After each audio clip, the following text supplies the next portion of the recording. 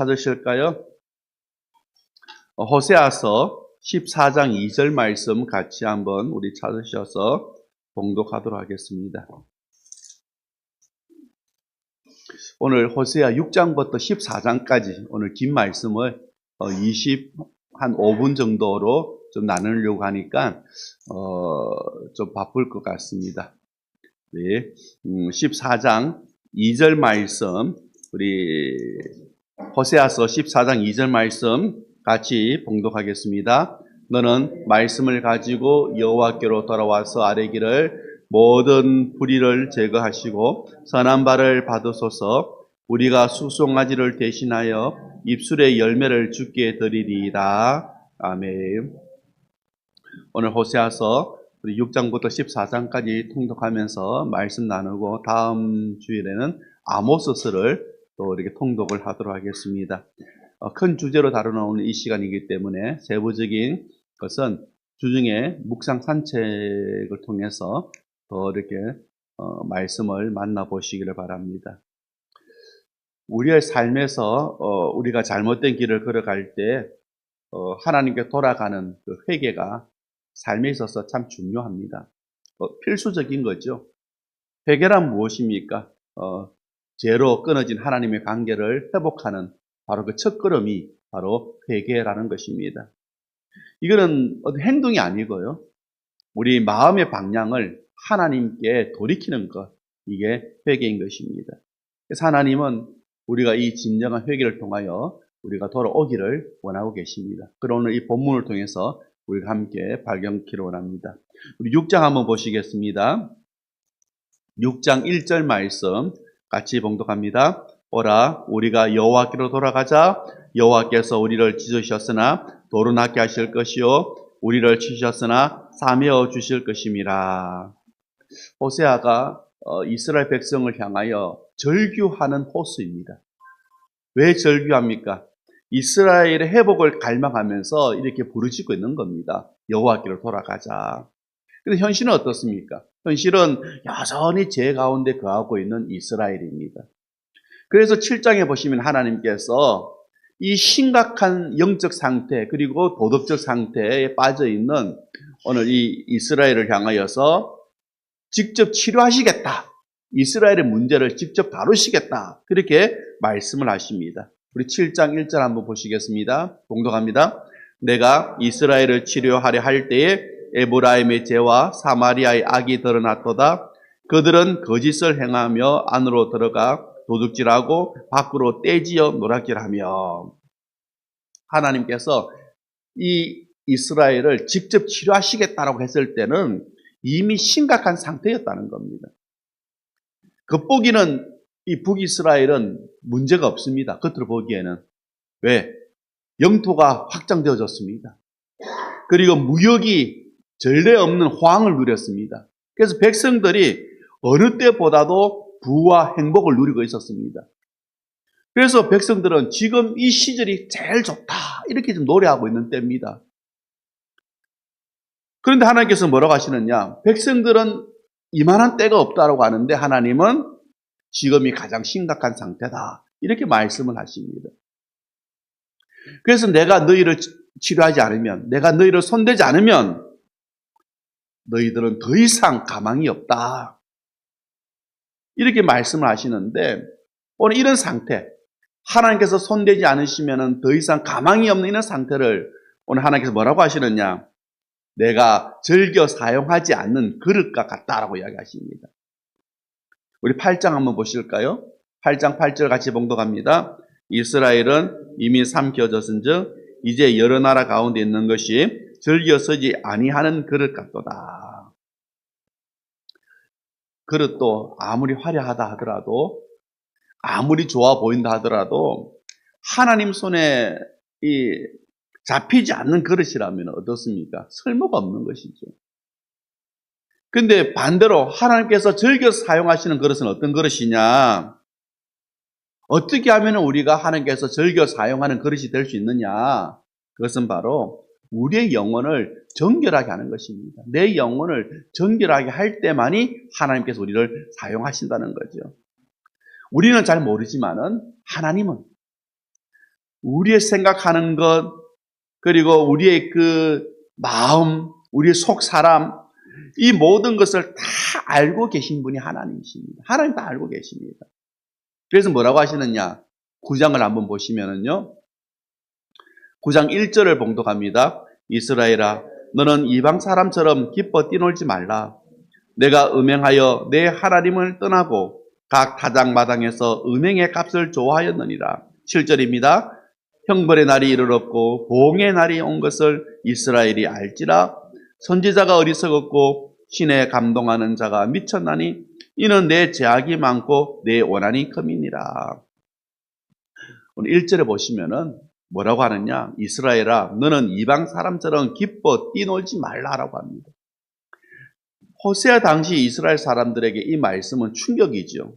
왜 충격이냐? 어느 때보다도 자기들은 지금이 행복하다고 생각합니다. 지금이 행복하다.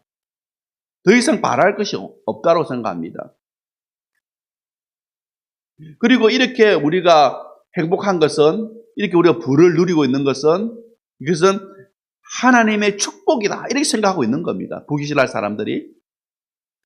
우리가 이렇게 부를 누리고 이렇게 행복한 것은 이게 하나님의 축복이지. 이렇게 생각하는데 성경은 뭐라고 합니까? 그게 아니다고 하잖아요. 그게 아니다. 내가 너를 치료하지 않으면 너는 가망이 없다. 이렇게 이야기하잖아요. 그러면서 하나님께서 뭐라고 하시느냐? 기뻐 뛰놀지 말라. 이렇게 이야기하십니다. 지금 이스라엘 사람들은 이 시절이 가장 좋은 시절이라고 노래하는데 기뻐 뛰놀지 말라. 이렇게 하니까 얼마나 충격적입니까? 왜 그렇게 말씀하시느냐? 1절에 보시면은 그 풍요함이 이만한 시절이 없었다고 하는 그 부와 풍요함이 결국은 뭐라고요? 죄의 결과다라는 겁니다. 풍요함이 가져온 결과가 뭐냐? 하나님을 떠나버렸다는 겁니다. 그 풍요함 때문에 음행의 죄를 지었다는 겁니다. 그래서 그 너희가 누리고 있는 그 풍요함이, 그 행복이 죄의 결과이기 때문에 기뻐하지 마라. 이렇게 이야기합니다. 이 말을 들은 이스라엘 백성들의 반응은 어떻습니까? 그게 7절입니다. 7절에 보시면은 이스라엘 백성들이 이렇게 말씀을 전하는 호세아에게 뭐라고 합니까? 너 미쳤구나. 이렇게 이야기합니다. 무슨 소리냐? 너 미쳤다. 이렇게 이야기합니다. 왜?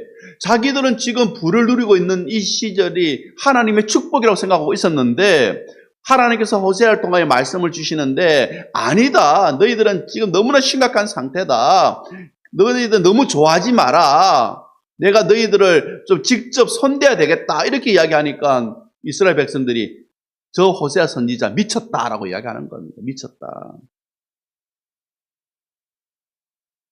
근데 성경은 뭐라고 합니까? 우리 10장 보실까요?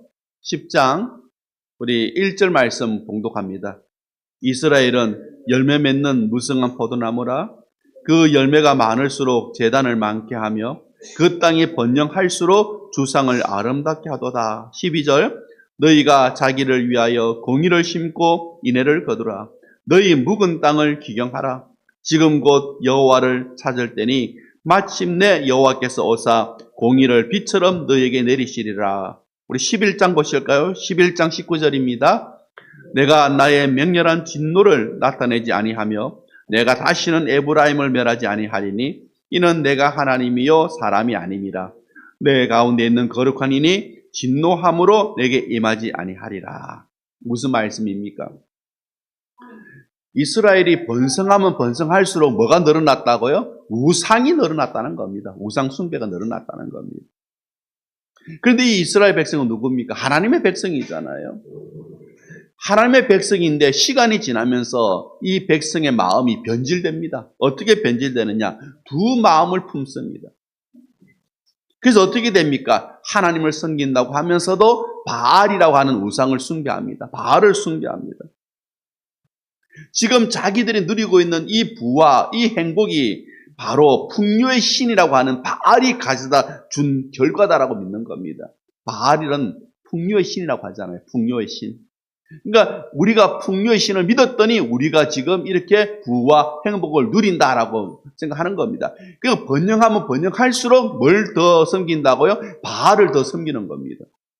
그러니까 하나님께서 보실 때 너의 이 행복과 너의 이 부는 뭐라고요? 바로 제 결과라는 겁니다. 우상 숭배의 결과라는 겁니다. 그러니까 뛰놀지 마라, 기뻐하지 마라, 노래하지 마라. 이렇게 말씀하시는 거죠. 여러분 얼마나 무지합니까? 지금 자기들이 누리고 있는 것이 바알이 주었다고 생각하는 겁니다. 그래서 우리가 신앙생활을 할 때에 가장 조심해야 될 것이 뭐냐 하면은 바로 변질입니다. 변질. 우리가 주님께서 불러주셔서 우리가 다 예수님을 믿습니다. 그리고 예배 때 우리가 이 예배 감격을 누리고 또 하나님의 만나는 기쁨도 우리가 누립니다. 그런데 시간이 지나면 어떻게 됩니까?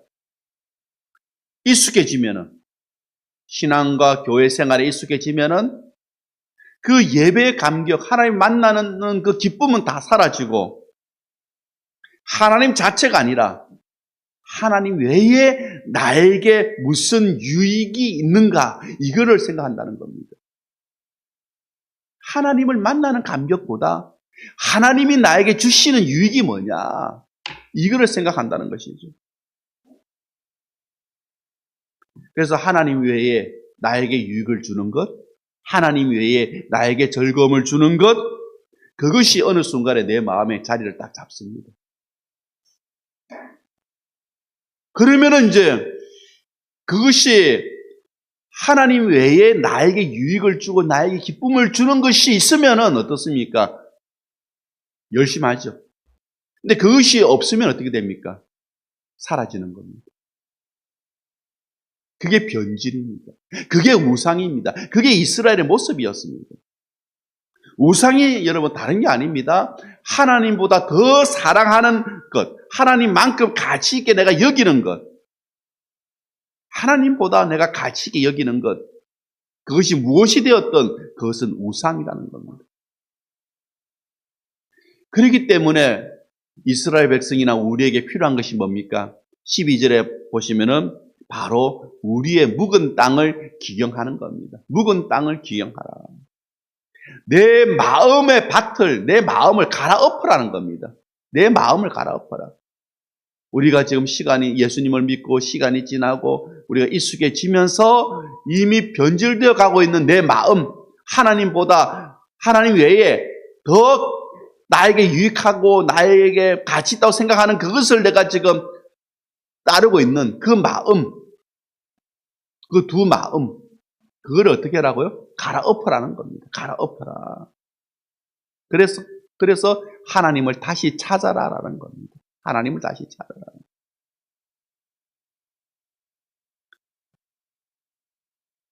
지금까지 우리가 모르는 순간에 내 마음에 들어와서 자리를 잡은 여러분 우상이 있습니다. 하나님만큼 가치 있다고 내가 생각하는 것이 있습니다. 나도 모르는 사이에. 우리는 그 마음을 갈아엎어야 하는 겁니다. 그래서 하나님께서 내 마음에 역사하시도록, 다시 은혜를 주시도록, 다시 영적인 풍성함을 우리가 누릴 수 있도록 어떻게 해야 됩니까? 우리의 마음을 갈아엎어야 하는 것입니다. 그와 같은 예가 있는데 그 예를 12장에서는 야곱을 소개합니다. 그 예로. 한번 우리 12장 보실까요? 12장 3절에서 5절까지를 봉독해 봅니다. 야곱은 모태에서 그의 형의 발 뒤꿈치를 잡았고 또 힘으로는 하나님과 겨루되 천사와 겨루어 이기고 울며 그에게 간구하였으며 하나님은 베델에서 그를 만나셨고 거기에서 우리에게 말씀하셨나니 여호와는 만군의 하나님이시라 여호와는 그를 기억하는 이름이니라. 그렇게 여러분 마음이 변절된 그러나 그 마음을 갈아엎어서 다시 하나님의 은혜를 경험하게 된 사람으로 누구를 소개하느냐? 12장에 야곱을 소개하고 있습니다. 야곱이 누굽니까? 3절에 보시면은 어머니 태중에 있을 때부터 어떻게 했다고요? 경쟁을 했습니다. 그래서 지기 싫어가지고 쌍둥이 형의 발꿈치를 잡고 태어난 사람이 누굽니까? 야곱입니다. 경쟁심이 뛰어난 사람이죠. 투쟁심이 가득한 사람이었습니다. 심지어는 하나님과 겨룰 만큼 지기를 싫어하는 사람이 누구냐? 야곱이었습니다. 하나님과 야곱 강령에서 실험하잖아요. 지기 싫다는 겁니다. 이기고 싶다는 겁니다. 그런데 여러분, 정정당당하게 이기는 것은 괜찮은데 야곱의 생애를 보면은 이기기 위하여서 어떻게 합니까? 온갖 꼼수를 다 동원합니다. 온갖 인간적인 방법을 다 동원합니다.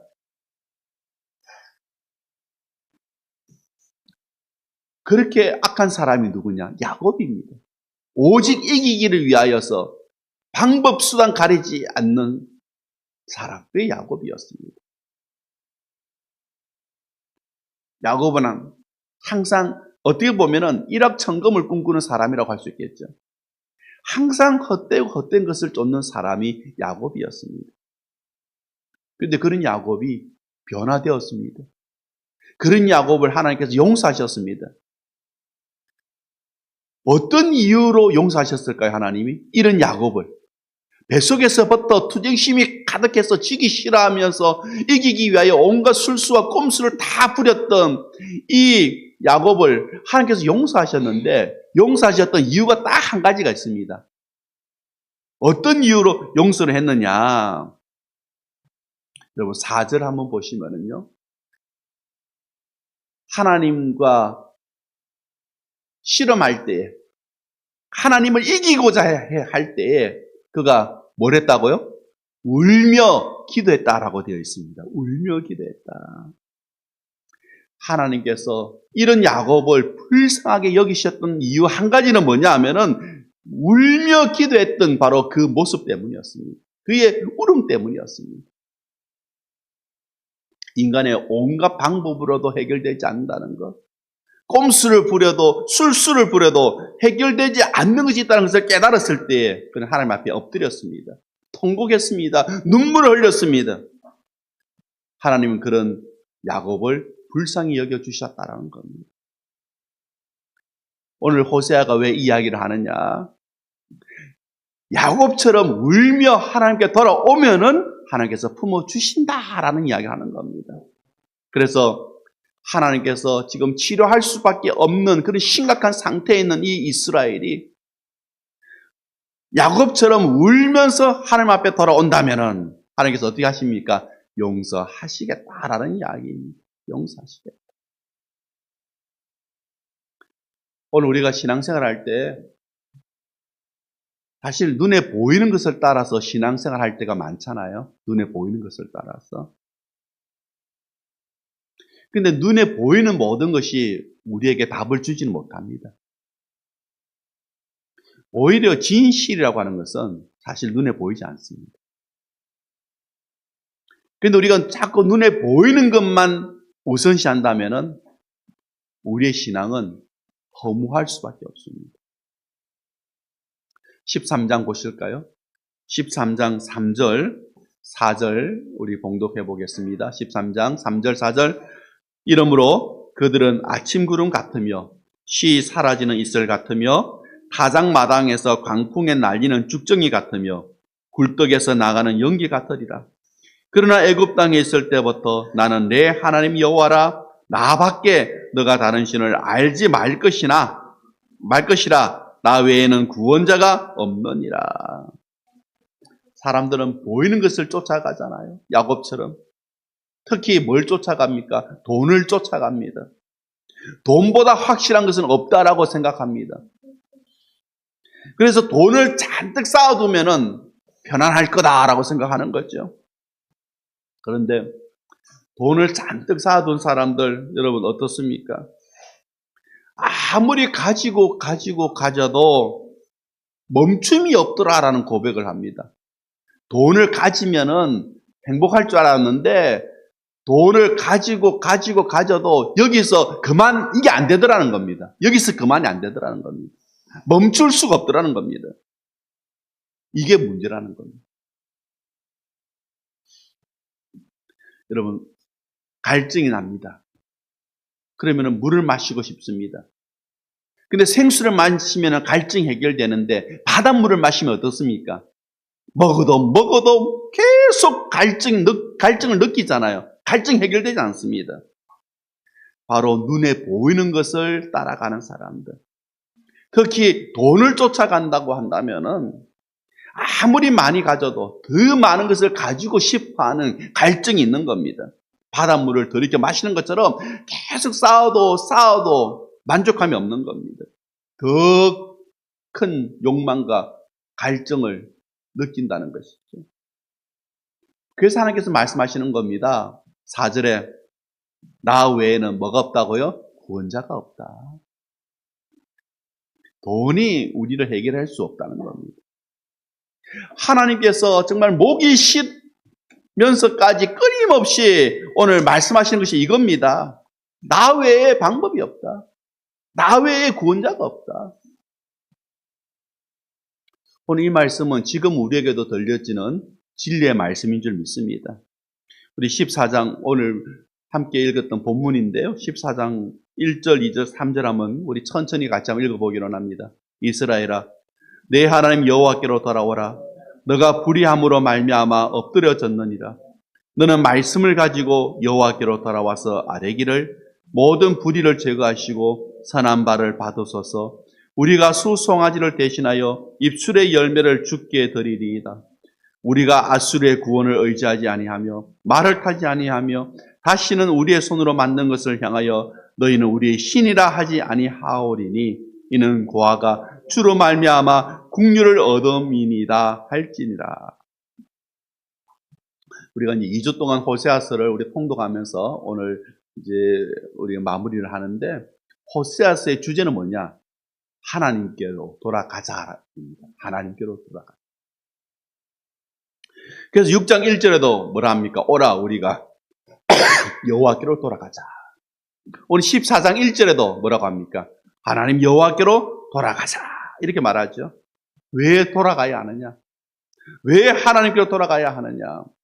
우리가 하나님께로 돌아가지 않으면은 오늘 호세아 외에 호세아서에 등장하는 또 한 명이 있죠. 누굽니까? 호세아의 아내 고멜. 그죠? 이 고멜은 어떻습니까? 아무리 데려다 놔도 다시 죄악으로 뛰어들어가잖아요. 우리가 하나님께로 돌아가지 않으면은 이 고멜처럼 다시 죄를 향하여 달려간다는 겁니다. 다시. 도저히 죄를 떠날 수가 없다라는 겁니다. 그럼 우리가 어떻게 해야 되겠습니까? 2절에 말씀합니다. 뭐라고 이야기합니까? 말씀을 가지고 하나님께로 돌아가서 아뢰라라고 되어 있잖아요. 여기서 이 말씀이란 것은 뭐냐? 바로 우리의 고백입니다.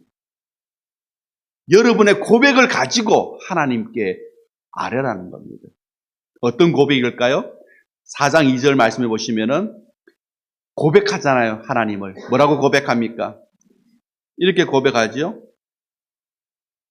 우리의 죄를 제하여 주시고, 2절 중간에 보시면 그죠? 우리의 죄를 제하여 주시고 우리를 받아 주시옵소서.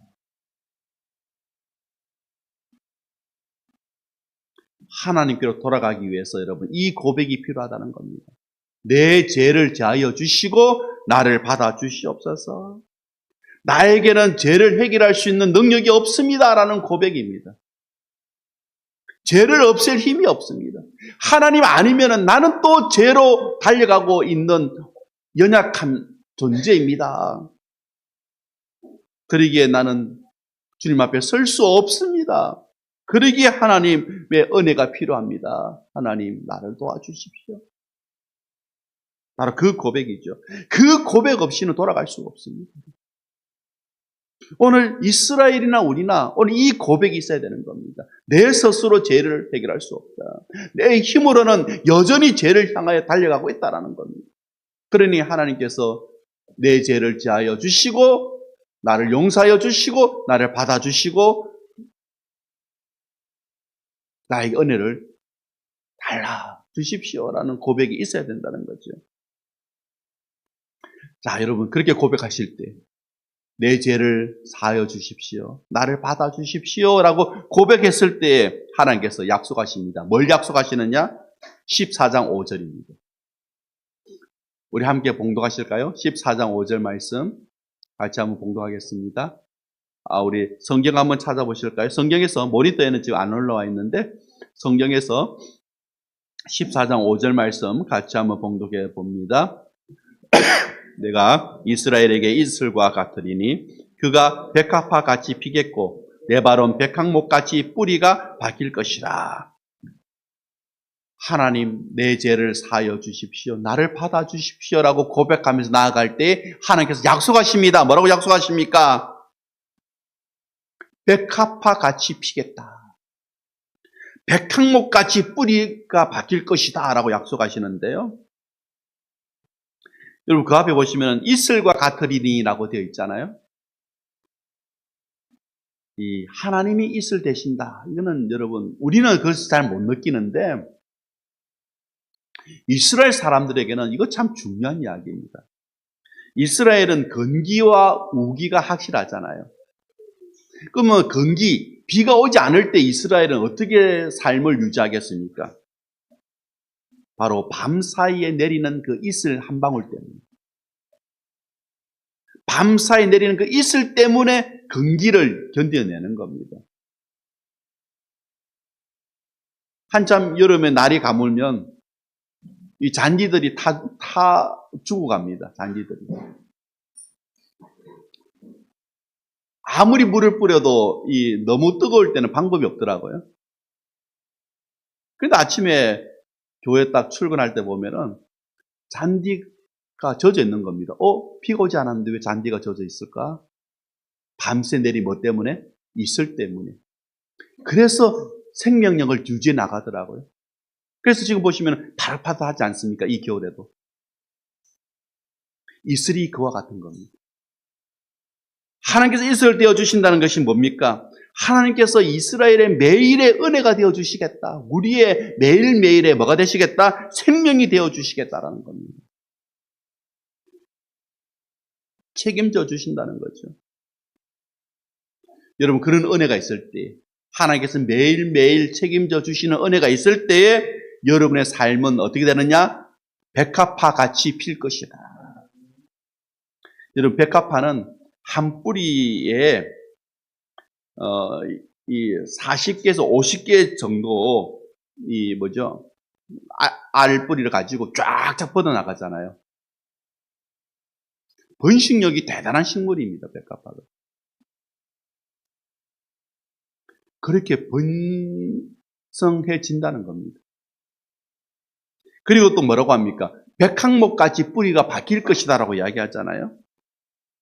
그러니까 잠깐 지고 피는 것이 아니라 지속적으로 흔들림이 없이 어떻게 된다고요?